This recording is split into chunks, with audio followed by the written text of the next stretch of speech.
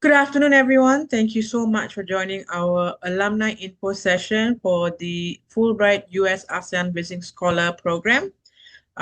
This is our second alumni session, and this is about the regional thinking, global perspective, lessons from a US ASEAN scholar.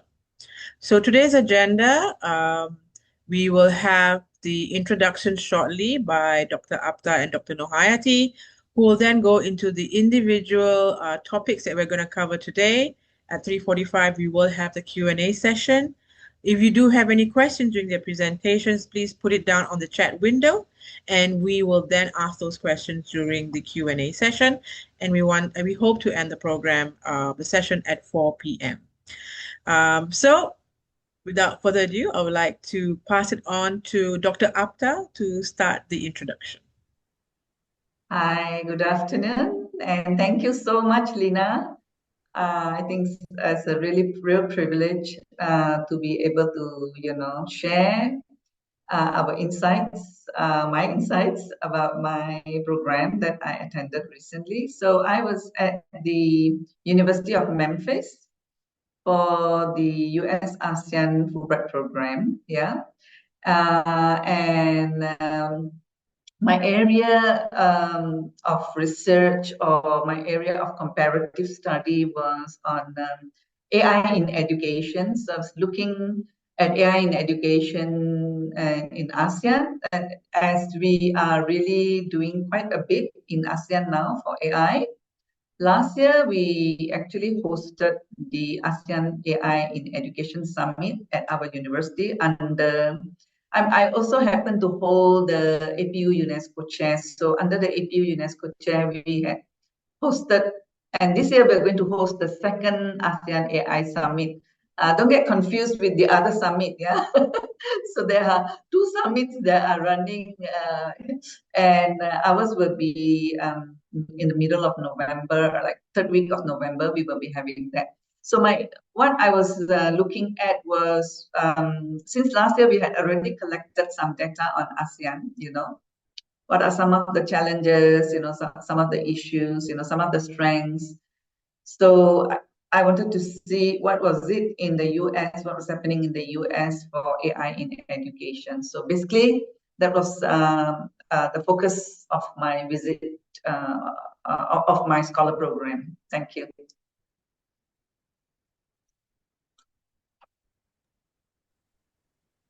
Hi, everyone.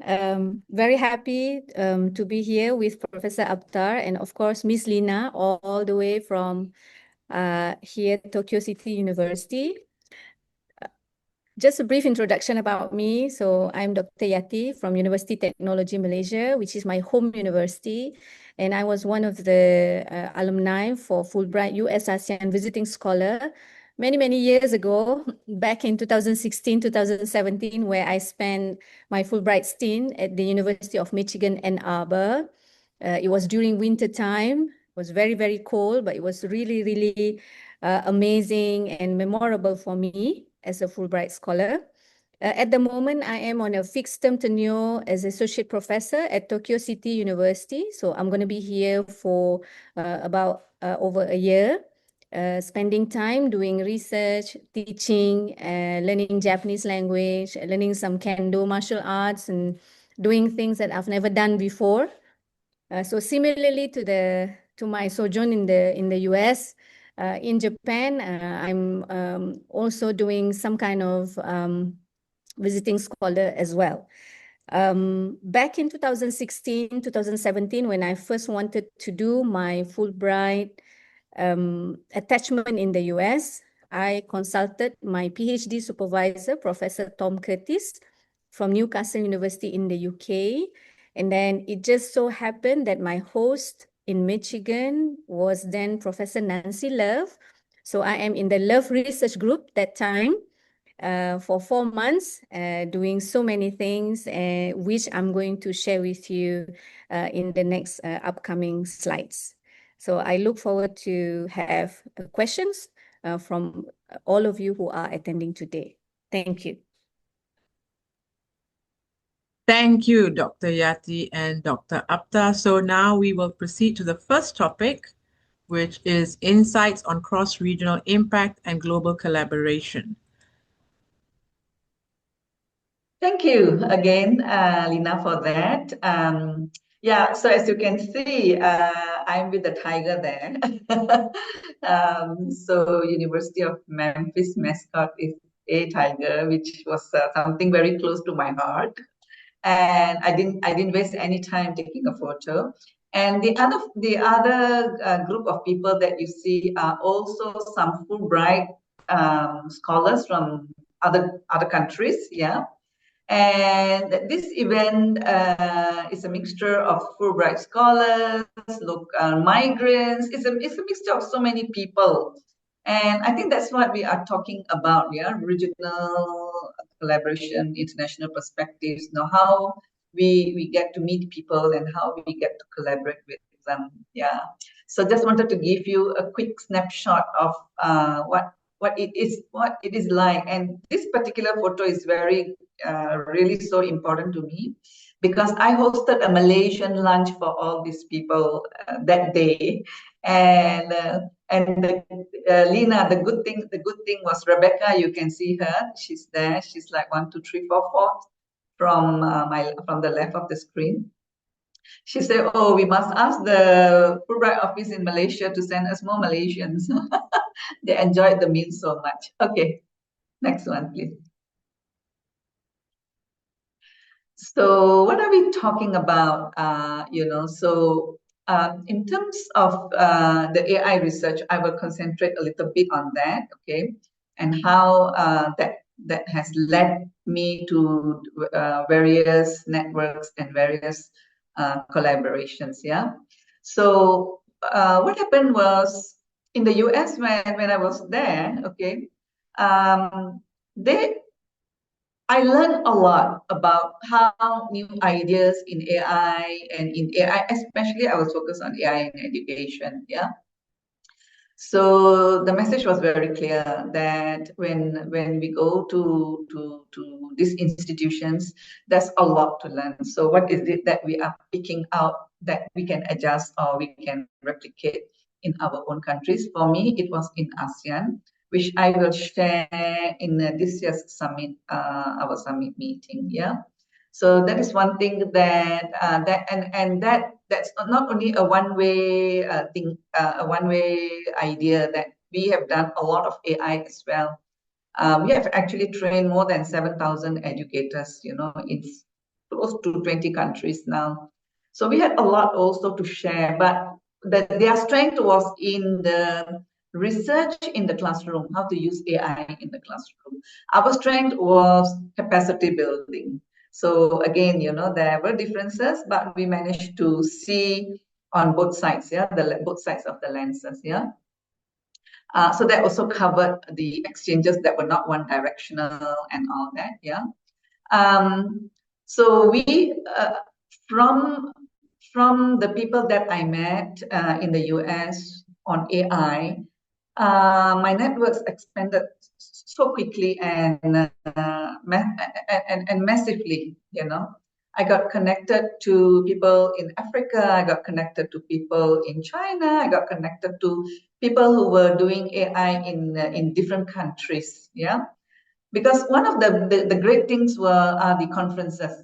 This is one thing I will suggest for you to plan ahead. If you are going and you got it, and then you plan ahead. Try to go to the conferences because that's where you will meet so many different people, and that's where you can get the immediate connection and immediate networks. Yeah. Then the final point there is the cross-regional work. Okay. So this is what we are going to be again focusing on. What are the actionable frameworks for ASEAN? Okay, because we will be having quite a number of panel discussions and special interest groups during our summit. So that's where these issues or these ideas will be raised. And then that's where we would look at how our ASEAN counterparts are going to manage these new ideas, and if someone is going to pick up any of these ideas. But I think there will be a lot of interest about what I saw in terms of AI in the US and what can be done In fact, we ran a very important workshop in Paris about 2 weeks ago for the Digital Learning Week. And it was something that was so useful for the African nations. Yeah. So this is how we are, what is happening in ASEAN can also be replicated for other countries as well. So with that, I will hand over to Lina again.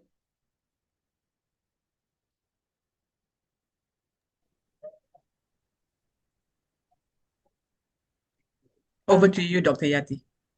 Thank you, Ms. Lina. And similarly to the experiences that Professor Aptar had, I would like to echo the same sentiment that being part of US ASEAN Fulbright Visiting Scholar has given me so much learning opportunities, with it being my first time in the US, experiencing 4 months of sleeping, staying, making friends, eating food during the winter time. I experienced, I think, a minus 30 degrees, whereby University of Michigan was closed for 3 days. I remember that day very, very clearly. And all of us staying at the university towers went out and played in the snow in front of the library. So all of us, me joining the undergraduate students too. My research was actually on methane strategy. During those days, we were focusing on the effluent of palm oil, which is abundant in Malaysia. And I did that as part of my PhD study using the aerobic granulation technique. So I completed my PhD back in 2012. And then I was thinking of doing something different, spending some time abroad. And I was looking for an engagement of 3 to 4 months, because then I need to leave my young children back home for the attachment. As I mentioned earlier on, I contacted Professor Tom Curtis, and then just so happened I'm meant to be under the supervision or the host of Professor Nancy Love and Professor Glenn Daiger, whom I have met and worked with within the International Water Association, the IWA, which is an NGO that serves the global water enthusiasts and water engineers, water utilities, professors, academia, and industries. So traversing responsible technologies for methane strategy is the research that I did. And then these are the objectives of the study at that time, about 10 years ago, back in 2016. So as Prof. Apta was presenting her slides, right, I was thinking, oh, that was like every 10 years. So back in 2006, I was an IWA student member. So I was one of the co-founder for the IWA Malaysia Young Water Professional chapter. So we developed that with a friend through the Malaysian Water Association for Malaysia chapter. So that was in 2006. That was when the year that I spent working with Professor Love and Professor Daiger on the IWA as a board of director, putting up programs for the young water professionals. So little did I know that I'm going to draft these 3 objectives for my study for 2016. So which means that 10 years later from 2006, being a student member, and then coming on to UTM as a senior lecturer at that time, applying for Fulbright attachment, and then thinking about doing something different. So I did investigate the opportunities and challenges for sustainable methane strategy. How can we outline better methane strategy, which is sustainable for palm oil production in Malaysia? And then to investigate nutrient removal technologies suitable for treating effluents from anaerobic system.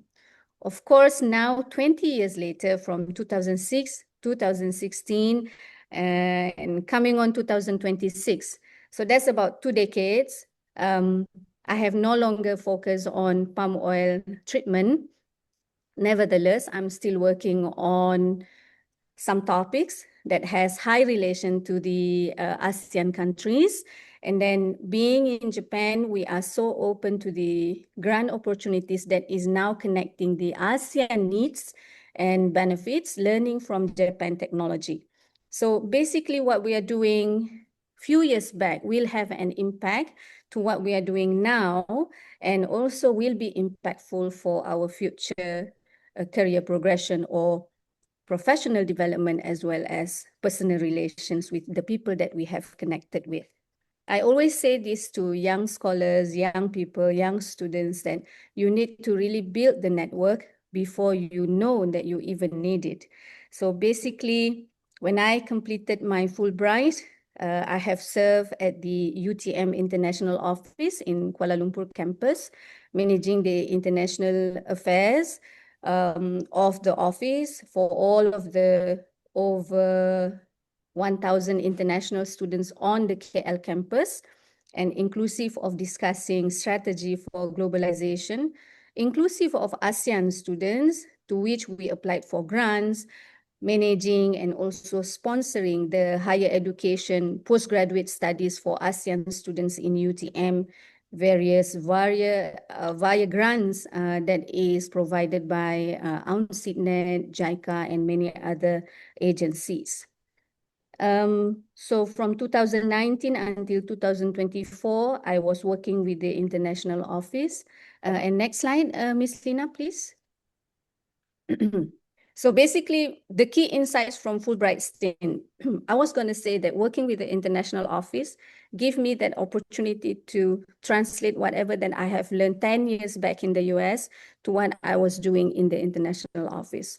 So all of these key points, I have 3: local to global transferability, responsible technology pathways, and collaboration for impact. So all of this, I think, in my experience, is the ones that I have managed to emulate based on my experience in Michigan.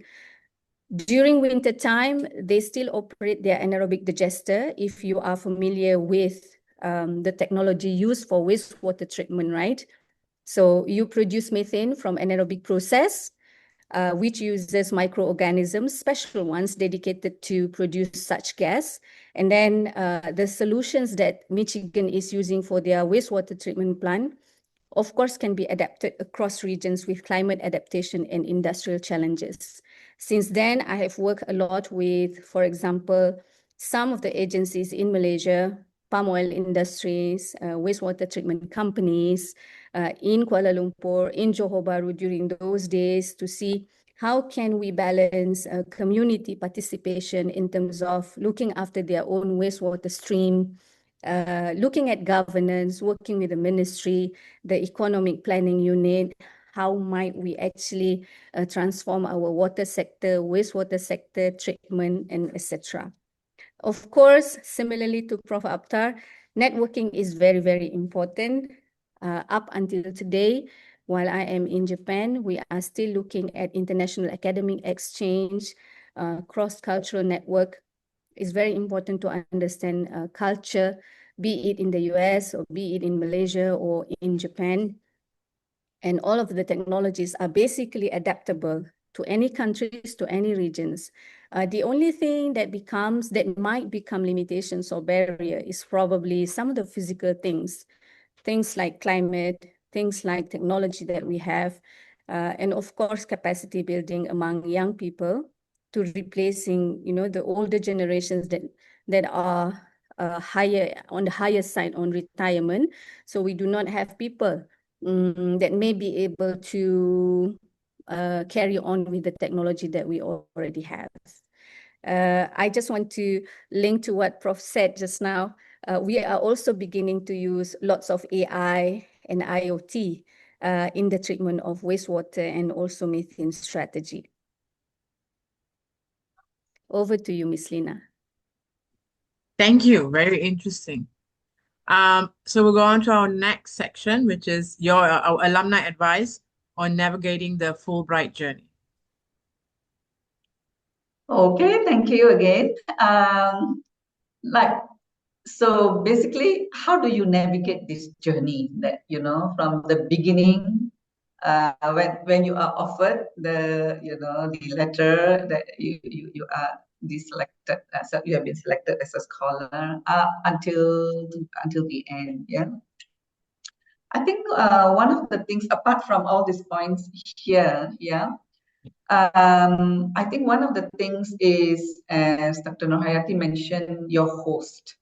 I was very lucky. I had Professor Dalibal as my host at the University of Michigan.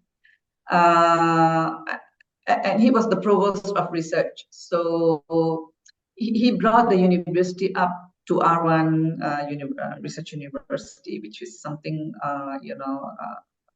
highly commendable for the university. Now, staying in touch, to get the host immediately to be able to communicate with you is so important. So I think that is the first thing that I would suggest, that when you select the host, try to get someone who you can communicate easily. I was communicating with my host during the summer. So you can imagine in the US, summer is the, don't disturb me kind of a thing.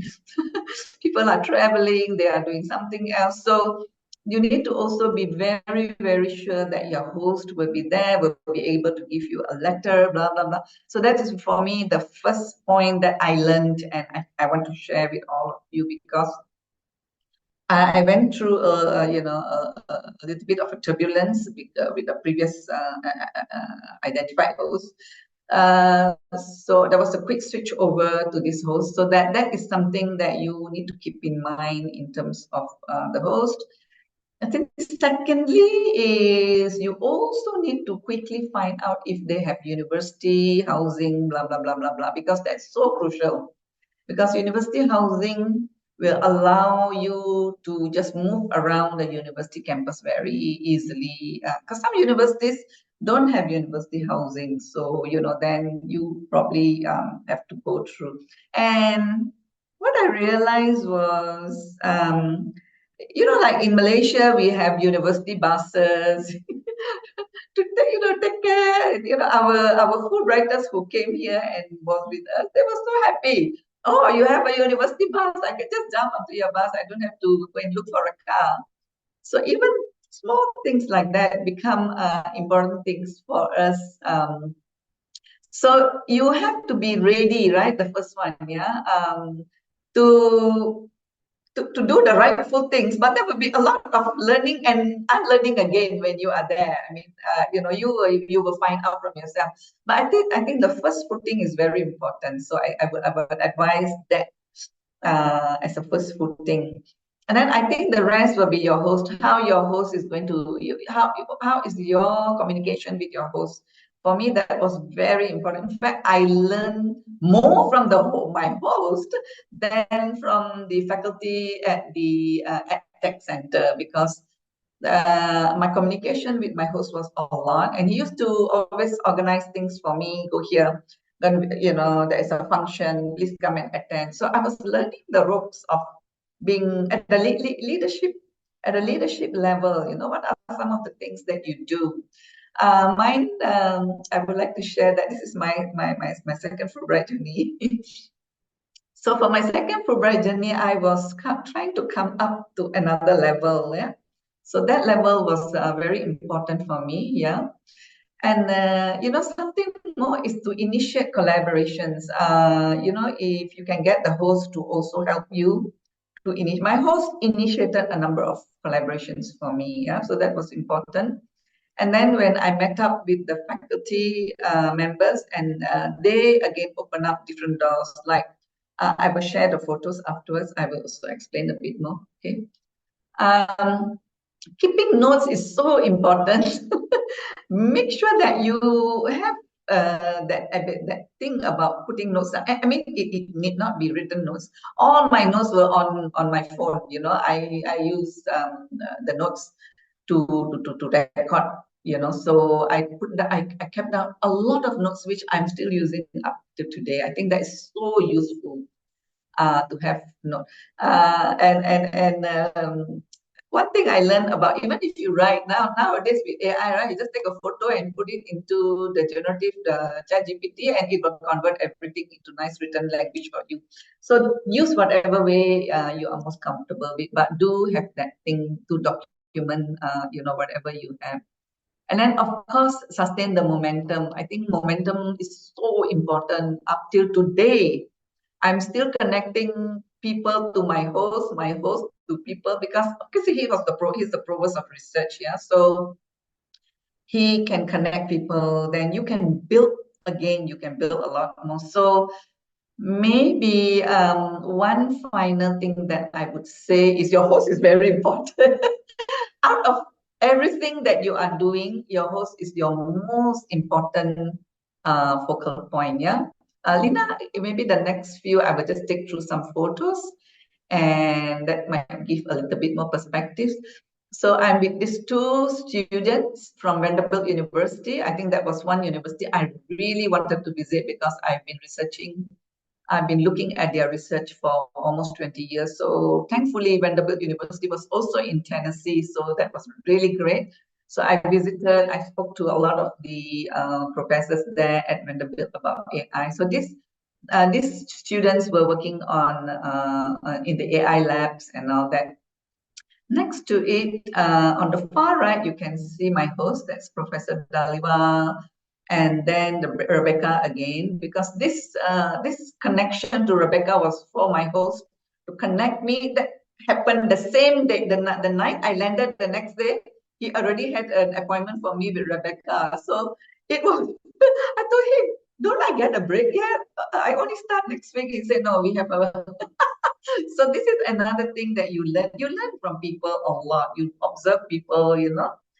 And then I'm with Jeff here.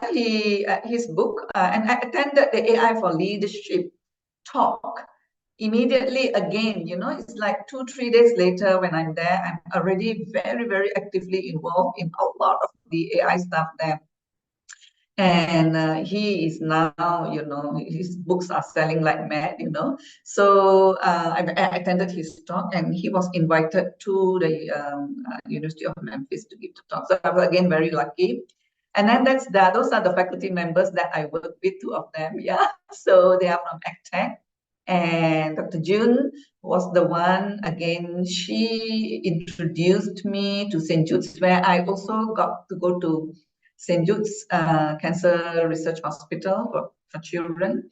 And see, I didn't know that the AI in the universities there was also very rife. You know, normally Asian countries pick up very fast on technology, but this time around for AI, right?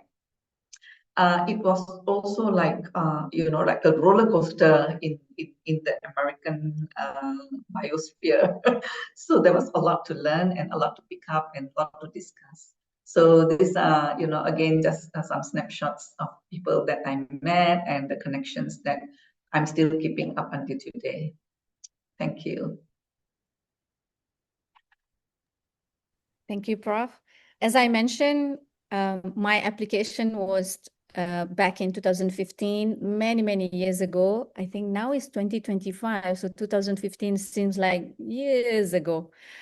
And it was by email by my PhD supervisor, Professor Tom Curtis, Tom, fondly known as Tom.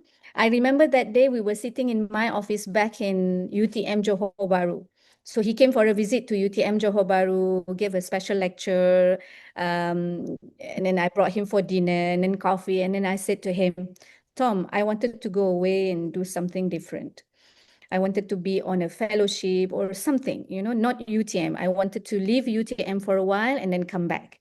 That time, I just finished my PhD back in 2013. So I maintained very good relations with Tom. I met him in various IWA conferences, discussed water. We applied for grants together and then published paper together. All of a sudden, I wanted to do something else. And he was sitting in my office and then he says, okay, let's do Fulbright, because he had sent his UK students for Fulbright stint as well, somewhere in US universities. And then he says, let's do Fulbright. And we browse. And then we found out that the online application is just about time, which was in November 2015. So he was in my office back in 2015, 13 November. And then the deadline is also sometime November 2015. So I speed up my application process and then, you know, kick off with my grant proposal. What is it that I'm going to do, etc. And then in January 2016, on the 29th, I had the Fulbright US ASEAN Initiative Program interview. with then the executive director of MACEE in MACEE office. In April 2016, I received an email from MACEE saying that I'm one of the successful candidates for the US ASEAN Fulbright program in the US. And I have had my host ready. I had Nancy's letter ready for me. And then I was invited for the pre-departure workshop in Jakarta in August 2016. My visa was approved. Miss Farizan is still working at the US Embassy, and I met her frequently on a, on a frequent basis at alumni events and with Macy's and all of the personnel from US Embassy who has helped me. They're still there. And then in November 2016, on the 28th, I arrived in Detroit. Snow falling, temperature is minus. It was very cold. I was so excited. And then I completed my program in March 2017. So it was still wintry, it was still cold, but I was so glad that I had done it. I spent 4 months in Michigan staying with two Malaysian Chinese undergraduate students. So I was like their big sister because they don't have anything in their fridge, right? There's no greens and no fruits, okay? So it was a long story. Finding a host for me was smooth, but finding accommodation for me in the US was really, really a challenge. I didn't know how I did it because that time I had to leave my son who was 3 years old. So my youngest son, I had 3 boys. I have 3 boys. And then my youngest at that time back in 2016 was 3 years old. And then I remember my second son telling me after I returned from US, right? So he was saying, Mommy, why did you go so far away for so long? Why not you open a supermarket at the ground floor of our condo? That would be easier. So he will be like having me all day long, 24/7 opening a supermarket just at the, at the ground floor of our condominium. So I was really thinking, and I'm not the only one, I believe, because I have seen on Macy's video that there are some academicians who are also mothers. So they had to leave their young family in order to, complete the Fulbright stint through the Fulbright program. I'm so glad I did that. And I think next slide, I think I have some photos. Yes. So the top left is showing, this is like various photos. Only one is showing the meeting in Jakarta. That was when we received our Fulbright appointment.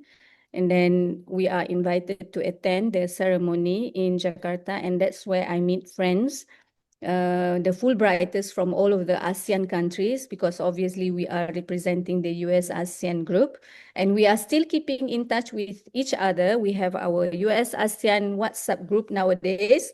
Those days we do not have WhatsApp, so we did the email. Back in 2016, there's no WhatsApp or Telegram, I think.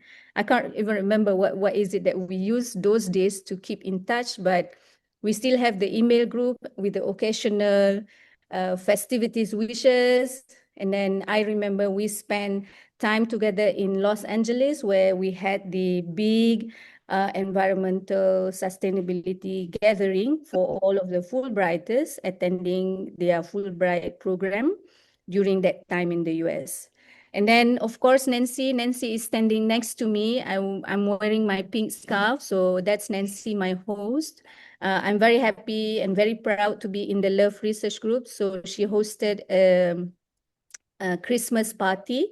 So all of us brought some potlucks. So I introduced our Malaysian food, which I cook at the University Towers together with the two undergraduate students, and we brought our Malaysian cuisine to be shared with the rest of the world because she has lots and lots of international students coming from various countries. And of course, the bottom two pictures are showing me joining the, I think it is a journal meeting with the postgraduate students. And at every meeting, each student will take turn to bring something.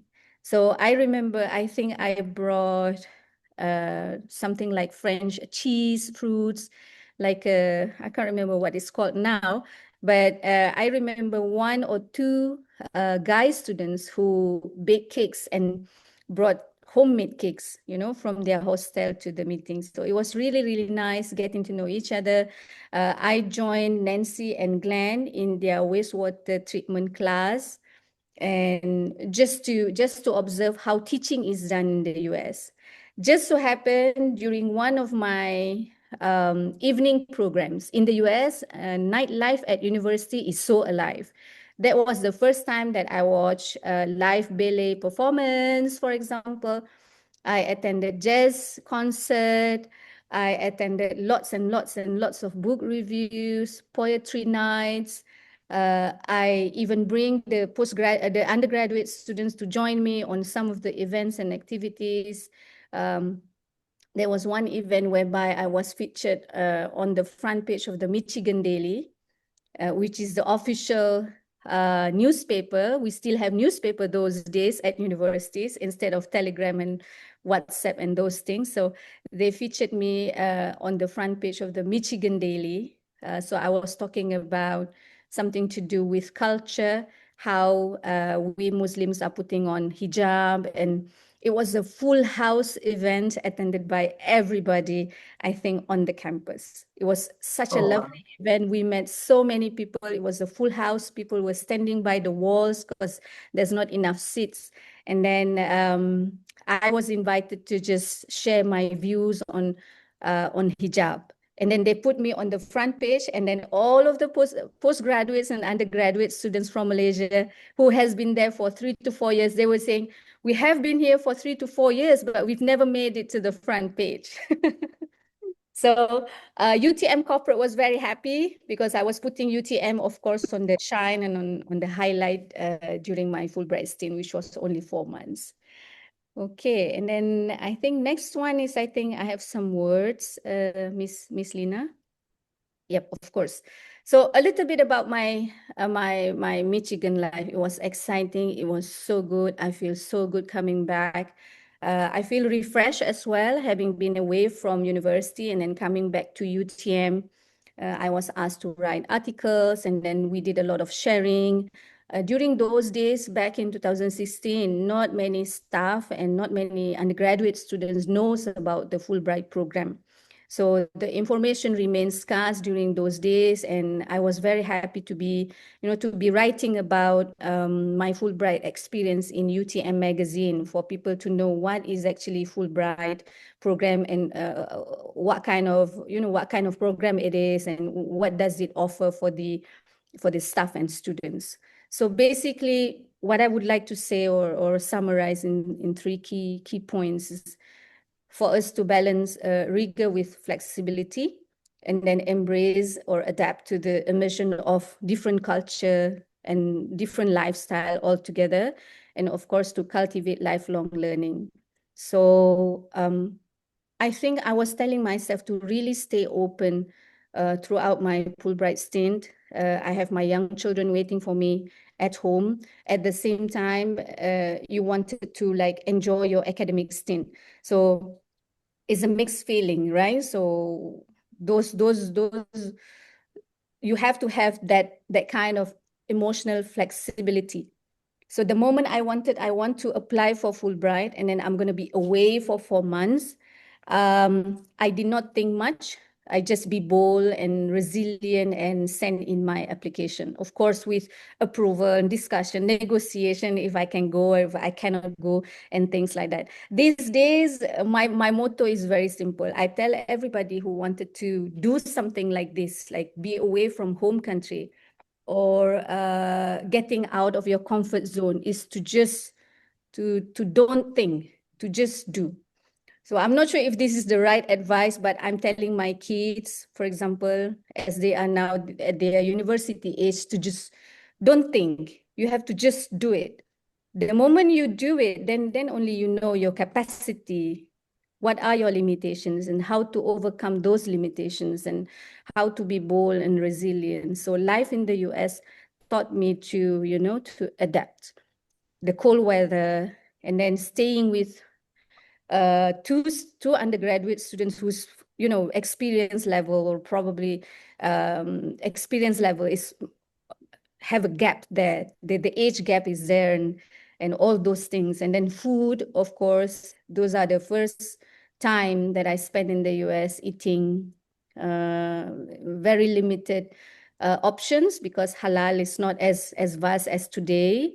So of course we have to cook at home and things like that, enjoying the cool weather, and then personal growth, getting to know everybody in the department, speaking more English every day, and then of course enjoying the free bagel Wednesday in your pajama, sponsored by the alumni of Michigan with the undergraduate students, is something that is so memorable. I think that's all, Miss Lina. Yeah, from Thank me. you, Dr. Yati. So our third one would be networking with like-minded scholars.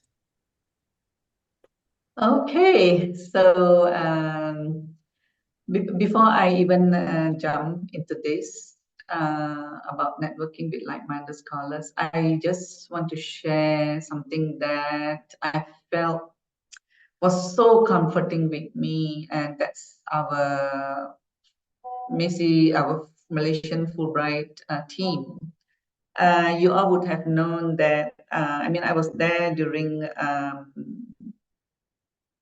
times when things were sometimes changes. There were so many changes, right? And our Malaysian Fulbright team was so good. I was so cool. Like, my friends were all, "Are you okay? Are you good with your?" I said, "No, I'm okay. I'm fine." I said, "My back is covered by my my Fulbright team in Malaysia." So kudos to all of you for being so proactive. I don't think anybody else that I knew in the Fulbright circle had this kind of support from our team. So be rest assured, if you are there, you are well covered, you are well connected. You know, communication with our Fulbright team, our MACEE team here is just top notch. Yeah. Now, so we are talking about networking with like-minded minds. Again, I think some of the things that I feel are very important is to constantly look out for people who are doing research in your same area. So I did a lot of that. I actually traveled to quite a number of universities. I was at Michigan State University. You know, as I said, I was at Vanderbilt. I went to places where I was in Denver for the AERA conference. I was at Colorado State University. So, you know, the thing that you need to do is the minute you get to know, the most important thing now is your LinkedIn profile. Exchanging cards and all is now old-fashioned. So you need to ensure your LinkedIn profile is up to date. You know how to open it quickly and give your QR code to people, because that's all they want. They just say, okay, what is your LinkedIn profile? So one thing, from the LinkedIn profile, right, you will get so many others. And these people, especially for me, I met them at the AERA conference. They kept writing back to me, okay, after next year, the AERA is coming. Can we all, do a panel session? Can you see enough how that is so important, and I went to all the AI workshops or AI papers that were presented, doctoral presentations on AI in education.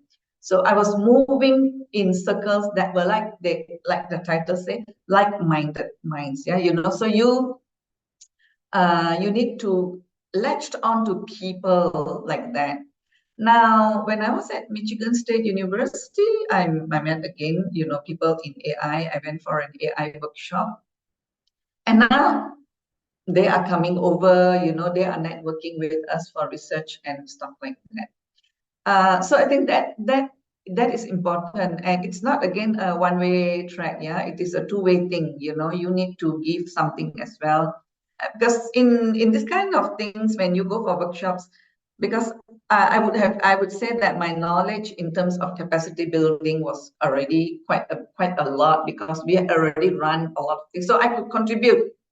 And when I later found out, because they said there were like 700 applicants, and I was one of the applicants. They are fully funded by them. I said, why? They said, because you had experience in this. We also want to tap into your experience. So you see, that is very important, that you are there as well. You are equally able to contribute in this kind of activities. Yeah. So you need to also speak up most of the time. I think it's important that you also in groups, you try to give you try to give something back to the group as well, or pick on something and elaborate on it. Sometimes less said is good, but sometimes you also have to contribute quite a bit to especially when there is a whole lot of discussion going on in your area. Yeah, and I would think that we Asians do have a lot to contribute. Don't be shy, because we are very hardworking in the first place. We work so hard, we do so much, so there's always a lot in us that people find interesting. Yeah. Then the other one that I want to pick up from here is to sustain the engagement. So I think, as I said earlier as well, it is important to pick some of your networks and then move further from and have more done with them in a focused manner. So, for example, I think at the moment we were working very closely with the American Geosciences. I even visited them at Washington, D.C. So the American Geosciences Institute we have been working together for almost 20 years now. So that was one of my strongest networks as well. Now we just signed a contract of 150,000 USD research grant for 3 years. And see, the research grant didn't come from there.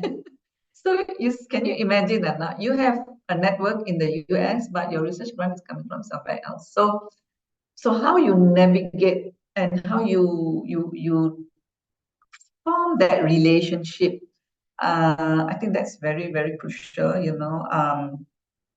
and how you also invite them into your own work back in Malaysia. For now, for us, it might be in the ASEAN region. So all that balancing, all that, is very crucial for maintaining your networks. Yeah. I would like to go to the next slide.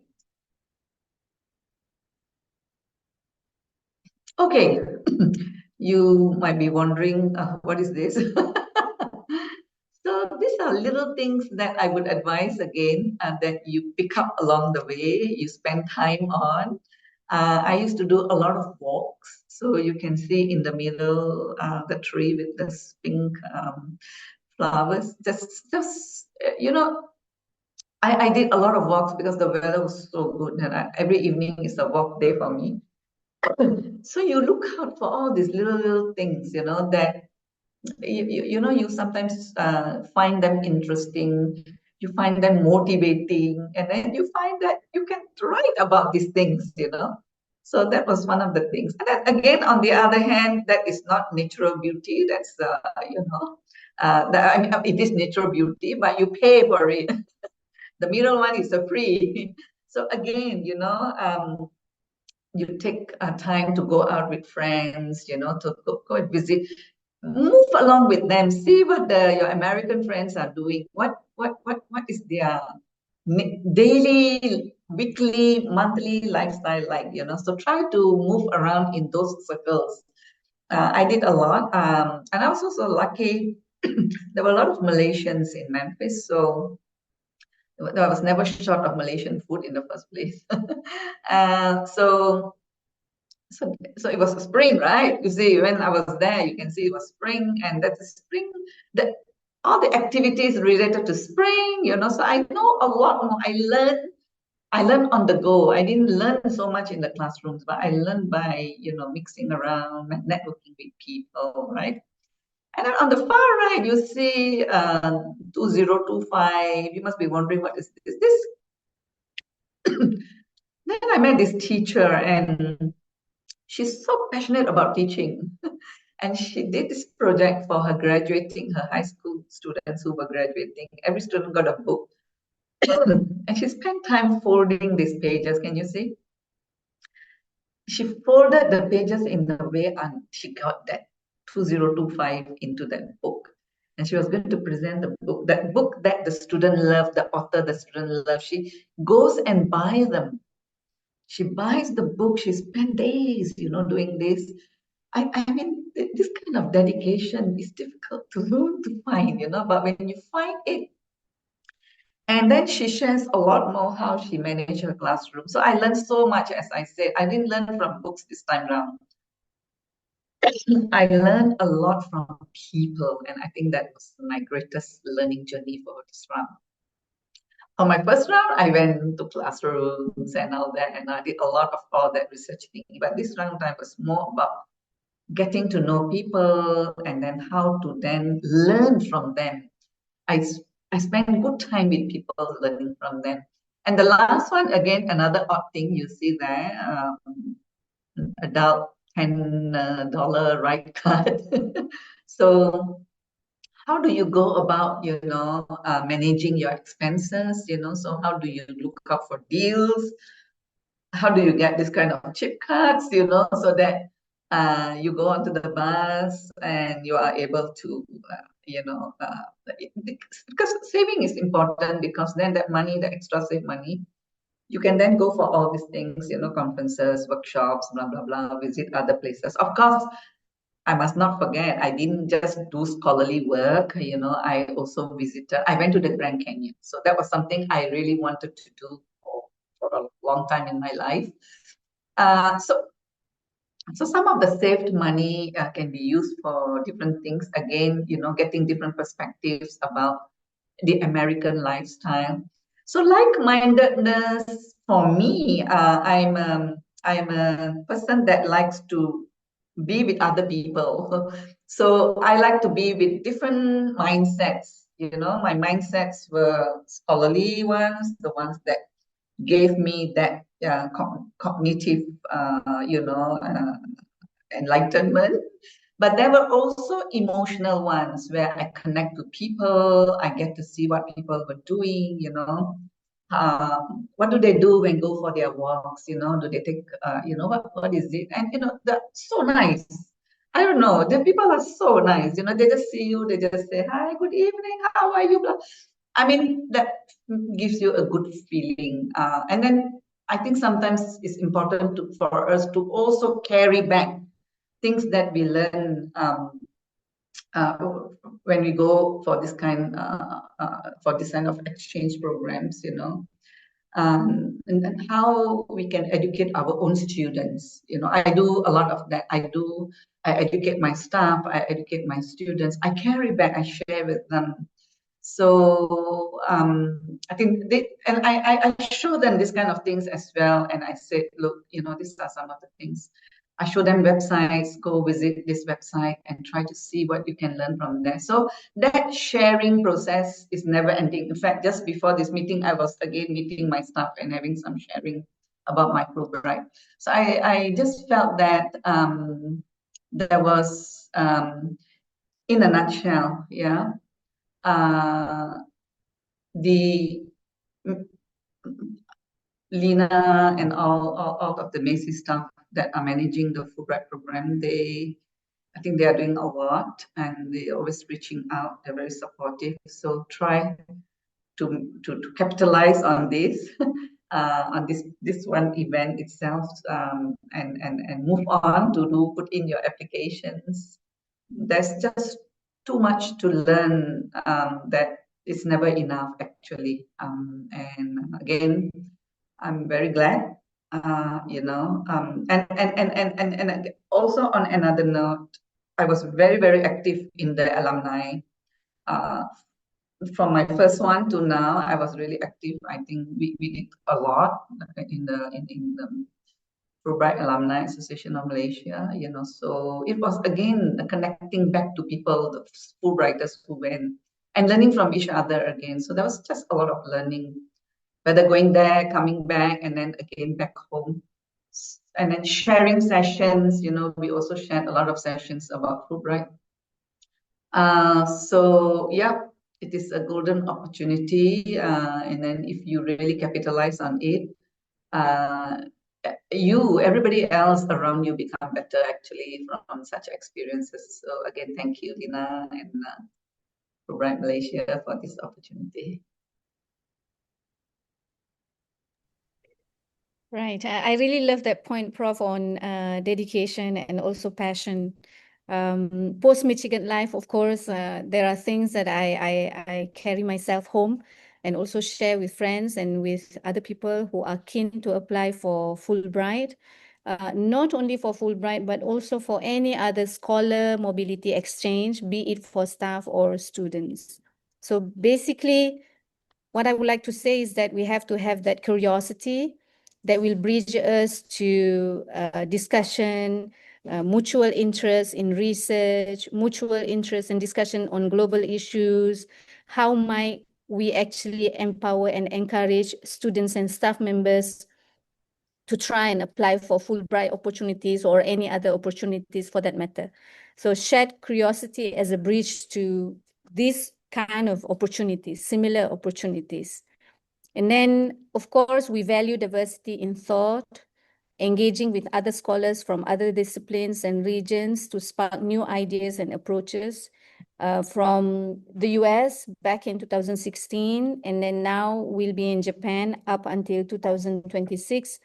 So 10 years apart, similar experience, similar challenges, similar opportunity to be abroad and to be experiencing life with different culture, different kind of food, different type of people, different type of research adventures. So all of these, I see it as opportunities for collaborations. Obviously, I'm planning to work with UTM or to work until I retire at the age of 58 or 60. We need people to ensure that we are able to not only achieve what we are aiming for in work, but for me is also for the fun of it, like for the love of working or for the love of being an academic or for the love of inspiring young students to be bold and to be brave and to just do whatever that they think best for them to do to prosper their professional networking and then to achieve all the kind of academic goodness for their personal life. So I think with US ASEAN Fulbright program back in 2016, I have learned so much, not only in the US, but throughout the 10 years of working with UTM and also serving UTM in different disciplines, working at the international office, supervising postgraduate students, moving from Johor Bahru campus to Kuala Lumpur campus, serving in Johor for a number of years. So all of these have actually enriched my life as an academic. I could not see how I could, do something else or be doing something else if it's not related to teaching or working with young people or working with young students or writing papers or, burning the midnight oil, reading books. So in the US, there's one thing that I really, really like, which is books. They have in Ann Arbor downtown, they have this bookshop called Literati. So I frequent that bookshop, not just for books, but also spending time with the undergraduate students. Those are the vulnerable ones, the vulnerable group, because it's the first time for them to be away from the family. And not just Malaysian, all of the other international students. I also befriended the Indonesian students, Myanmar students, I remember, and then some of the American students who are also staying at the university towers. I think I mentioned that I stayed with the undergraduate students, at the university towers. I'm the only one, like the oldest people living there during that time. Okay. So it was really, really nice. And then this is also during that year, during my time in Michigan, my host, Professor Nancy Love, she received this award and she was giving the special lecture entitled At the Interplay Between Water and Health. And of course, I know the United States is the hub for application of various environmental engineering technologies, and I was so blessed to have the opportunity to learn and to be involved and to be selected for the program. And then I think the last slide shows, as I mentioned, I like books. Just so happen, this is the book that found me. I always say that books found us. So we don't go and search for books, because sometimes you go to the bookshop, right? And then you didn't really think of a title. You're just browsing. And then as you browse, if you notice, some books, they pick you. They pick you to buy them and bring them home. So Lab Girl is written by Hope Jaharan. She is also, I think, twice PhD fellow. So I didn't know that until I read the book. Because in her book, which I completed reading while I was in Michigan back in 2017 on the 14th of February, that's just a habit. So, you know, as I read her book, and then I thought, oh, then only I know that she was also a Fulbrighter, and twice a Fulbrighter. She did her Fulbright research in geology. And then it's very, very nice to know that somebody can really, you know, write a book, write science and fiction. So on page 269, I would like to end my sharing today. Because as Marge Percy first said, both life and love are like butter and do not keep. They both have to be made fresh every day. So love and butter, you can't keep, you have to make them fresh every day. So thank you so much, Miss Lina, Prof. Aftar, for having me today. Thank you. Thank you so much, ladies, for your wealth of experience and advice that you've given to our potential applicants here on the call. I'm sure they are they're still processing and overwhelmed by how much that you both have achieved. And, Prof. Apta, who's a second-time Fulbright scholar, her first time was as a Malaysian scholar to the US, and then she went recently as a US ASEAN. So, you can apply again. Dr. Nohaiti, hint, hint, if you want to apply next year. Also on the call, I would like to welcome Prof. Nordin, who also was a recent US ASEAN scholar, also from UTM. Thank you so much for joining us today. Thank you, Prof. So we did run over time. I do apologize. I think that our two alumni have so much to tell you about their experiences. The one question we have two questions. So the first question I have here is, what kind of topic or any tips on proposal preparation to attract host university? I think the first part I can answer in terms of topic, it would be what you are wanting to work on, but it has to be related to the ASEAN initiatives. In terms of writing the proposal, I will pass it on first to Prof. Apta. Maybe you can give some advice on proposal preparation to attract the host university, and then after Prof. Apta, we'll go on to you, Prof. Nohaiti. Sure. Yeah. So I think when you again, just picking up on what Lina has said, it has to stem from your interest. What is it? What is your expert area? Don't go to something else which just to get that program, to be granted the scholarship. Now, I think, so for me, I have always been in EdTech and all that, so I move with the times, because AI was something that was just, booming at the time that I applied, and we were already, we were really pioneers, I would say, for AI in education when it started. We didn't waste a lot of time. So I think in your proposal writing, you have enough knowledge or background knowledge about your problem. What is the problem that you are looking at? Especially in the ASEAN. For me, I've already done the research earlier on, so I had enough data for me to support and to use it. Why I need to do this exchange program? What are the benefits, from this exchange program that I can bring back and share with ASEAN countries, and how I'm going to share them. So I think there is a guide for you, on how you submit your proposal, So stick to the guide, and also put in points, write in a way that, the first time reading people are attracted to your proposal, and probably if you have a host institution in mind, then you can see also what is it that the host institution is looking at. I was truly just lucky because I had a different host institution, but the U of Michigan was also, I think at that time AI was something that was very attractive. As I said, I was lucky in that sense, yeah. But the usual proposal writing process will follow suit. Your research questions, your hypotheses, your methodologies, how you want to go about doing it, and stuff like that. I think that is, mine was a research proposal in that manner as a Thank you. Prof. Nohayati, do you have anything to add on? Similarly to what Prof. Aptar has mentioned, all of those elements have to be included in the proposal writing. But from my experience, what I did was actually something that my host is also doing. So we were both in the same field, wastewater engineering, wastewater treatment, environmental sustainability. And then I was looking at methane strategy. She is also doing methane strategy. She is also doing anaerobic digestion. So all of this knowledge that jive or match with your host will be really helpful for you to submit the proposal.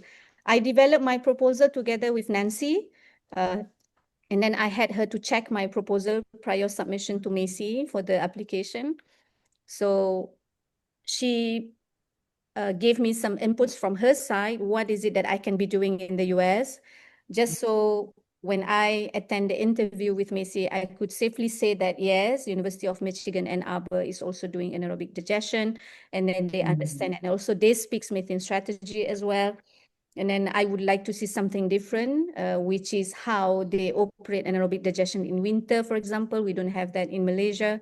And then climate adaptation. So all of the things that may be adapted or may be implemented once we completed the Fulbright tenure back home in Malaysia.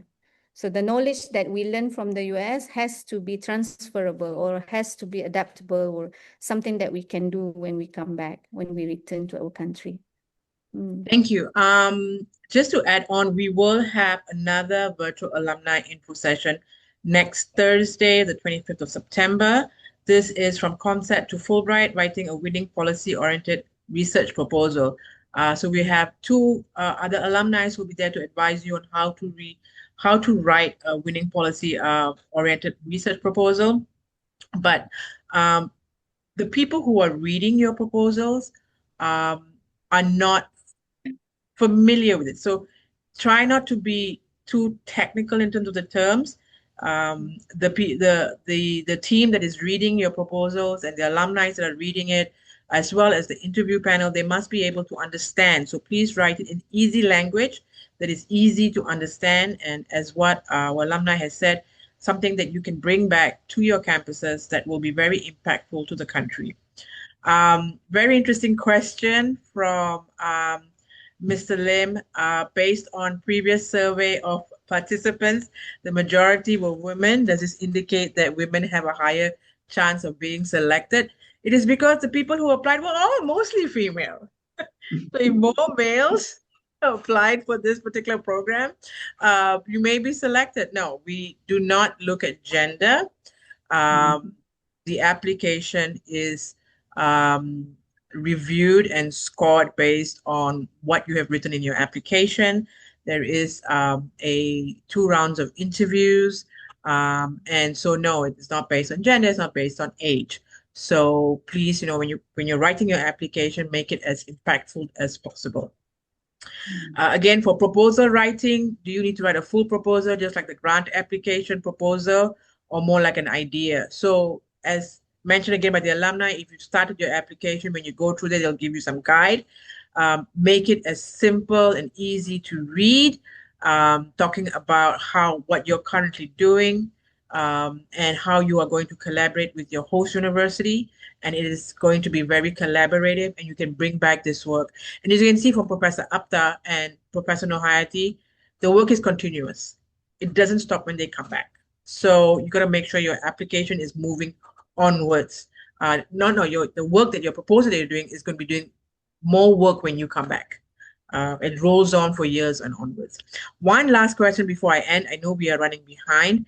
One of the most important questions, I think, and Prof. Apta, you also touched on this, is your host, navigating that relationship with the host, because again, they are also professors and they probably have multiple roles in their day-to-day.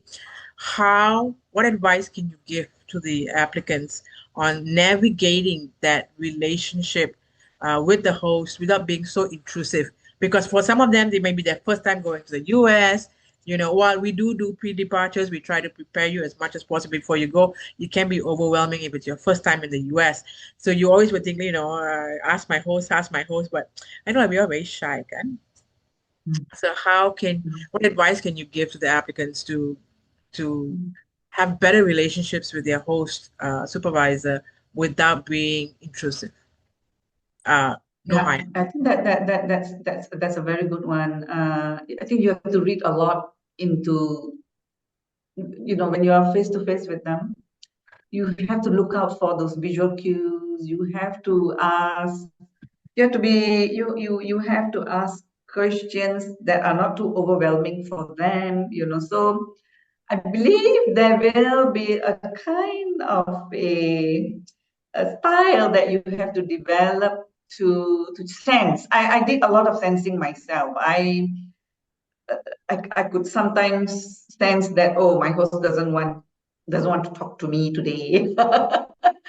You have to back away. So I think you need to be able to read into all these kind of things. And I think as academicians, that is our strength. We read our students all the time in the classroom. We know what is happening. We know that visual cues. So do that, because again, it's different there. The usual, you need to make appointments. You need to ensure that their calendars are free. I try to catch my host on a day. Then I try to find out from his PA what is his day like. So I think there are a number of ways. So maybe in reality, I'm sure you have some ideas.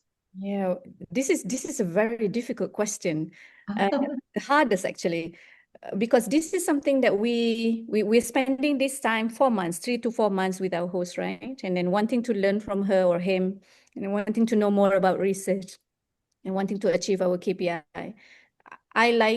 This is something that I just like to do, just personally like to do. I like to sit in a cafe and do people watching, just not weirdly kind of way, just, observe how people react, how do people order their stuff, and then what do they order, and then how do they sit, all those languages that exerts from your energy, like your body, right? How do they exert their energy, their personal energy? This can be strangers, it can be friends, families, anybody really. But this is something that I do here in Japan and also back in the US. When I first met them, right? Or before even I met them, I wanted to know more about them. And those days we are not Googling or anything. There's no Instagram or not much social media as in today.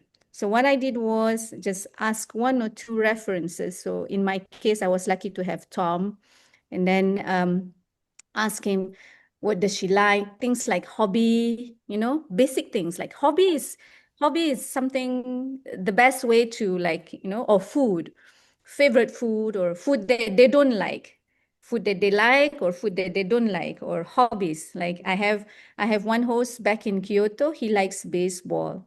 He's like a top-notch professor in disaster management, but he likes baseball. And he let me sit in his office.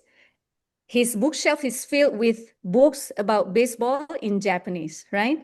So I began to read a bit about Japanese baseball style. And then, whenever we sit down for research, and I say, did you watch baseball? There's one on TV or so. This kind of small talks, yeah, but highly related to your post. Yeah. Wonderful. Thank you so much for that valuable advice. Yeah. Get to know them. So thank you again to Dr. Nohayati and Dr. Apta for your generous amount of time that you had spent today. Really appreciate it. And thank you so much to all of you who joined us this afternoon. This